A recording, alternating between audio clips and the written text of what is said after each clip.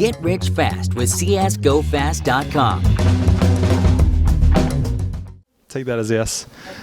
All right, day 2 at IEM Katowice, and that's Group B with Cloud9 picking up their first victory. So we caught up with n0thing to kind of talk about the last couple of months and this tournament overall, obviously. Now, all right, let's start with kind of the first 2 months of 2017, because you took quite a long break after the craziness that you had towards the end of 2016. You attended so many tournaments, but then you had a break and attended DreamHack Masters Las Vegas and didn't do too well there. So yeah, what do you make of your performance in Vegas? Yeah, I wasn't too disappointed. I mean, I wanted to make it out of groups, but it felt like, you know, in practice, a lot of pro teams, you call it the first game of the day. It felt like that first tournament of the year, kind of like we were actually pretty composed, but the way we lost was just maybe a little sloppiness, but it didn't seem too frantic, which is a good sign for this tournament. So we're just trying to stay focused for having not played for those first couple months and missing the major. Right. Well, yeah, Stewie said afterwards, or tweeted afterwards, that he was still proud of the team and for how you guys fought. So yeah, what did you really focus on during the last week or the last few days that you had in between Masters and this event? Did you do anything specific? Let me think here. Yeah, we did quite a bit of just like a handful of revamps on like just like going back through things and like making sure flashbangs we're hitting right and we're not throwing too much stuff on the fly, right, because those things could miss or cause small errors, and tidying it up. And then, you know, Tim took over for Nuke, so we played Nuke today, and he kind of brought that to the table for us in the rotation. Yeah, how long have you had that in store, really? Because only last week you had you still had it as your permaban, and you didn't really aim to on playing it, really. So yeah, really, did you only have this week or the last couple of days to prepare Nuke? Basically, we had scrimmed it a couple times a couple months back and kind of saw how teams were playing it and the standard smokes people were throwing, but we just didn't commit to it. Stewie, you know, it's pretty new to CS, so he never really had Nuke in rotation when he went pro. So for him, this last week, Tim came in and brought us kind of examples from a lot of teams, mainly like 4, Price, SK, VP, Astralis, and there's one more. But Tim kind of took some stuff from them because, well, it's not like these are big hidden secrets, you know, just like use them as examples and talk to us. We kind of quizzed each other on rotations. I still messed up one round outside, I remember, where it's like we haven't actually seen too many scenarios. So yeah, it was just this week, and I was kind of surprised we won, but at the same time I knew we could. I just wasn't sure if we'd get overwhelmed by their executes or if they would like pick us apart. But we did a good job with the rotations. Tim and Stu played really well. And yeah, we were just trying to keep our comms up, and we took it home.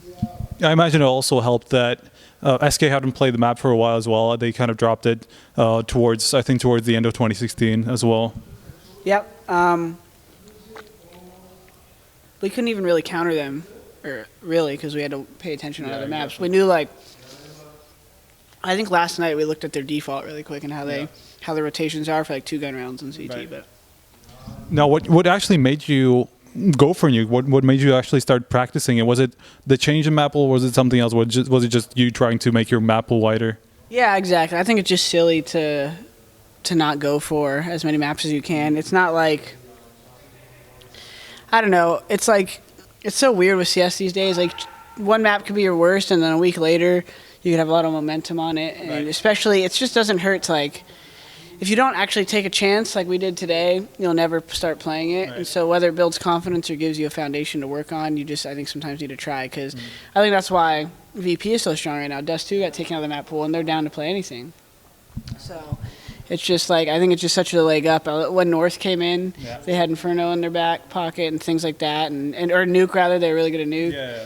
And so yeah, I think it just helps, especially when the map pool randomly gets switched. Now, what are your thoughts on the rest of your group? Obviously, you have quite a lot of prominent teams in there.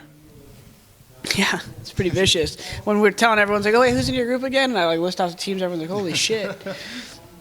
Yeah, I mean, you got arguably the top 3 teams in the world right now: SK, Navi, VP, and then Heroic is like, I feel like they don't get talked about a lot because of how much other teams have a lot of firepower, but Heroic can beat anyone. And then North won, what was it, Starlighter last, but they have a Epicenter as well. yeah, or Epicenter rather, and another team. So I'm like, even my body language, I'm not trying to relax too much here, just because we can't relax for the group. So I'm trying to keep my mind set. I started out laying back, and then I thought about it. Well, we got 4 more games. Let me sit my ass up. I got to go do a sprints or something, because this is not going to be easy. Yeah. We can't get too ahead of ourselves with this win. Yeah. So normally I wouldn't even do an interview until the end of the group stage, maybe. But I'm like, I can't be that mentally weak. I could go do an interview and play. So, anyways, yeah, that's it. Well, what do you think? What do you think you need to do in order to pull through this group? Stay composed. I think something that really works for us is just like planning out a couple of scenarios in advance, like win pistol, lose pistol, don't get a plant down, do get a plant down, and like take some of the pressure off Stu by premeditating some stuff, because he's actually does a really good job calling, but I think sometimes when he has to think so much in a condensed period of time, it gets to his play. And so having Valens here to help with the coaching, he's relatively new, but he was from TSM, and him and Automatic have had a cool dynamic of helping Stu, and so that's we just got to keep focusing on the technical stuff, because once we play, it's gloves are off, All right. Well, thanks very much for the interview. Do you have any shout-outs or anything like that? No, just thank you to Cloud9. Head to cloud9.gg if you want to check out some more info about our org. Thanks to my family. Shout out to Truth, my parents, everyone else. And thank you. See you guys. Appreciate the love. Keep tuning into Counter-Strike. Get those viewer numbers up this weekend. Yeah, exactly. And also stay tuned to HLTV, because we're going to do some more interviews throughout Group A.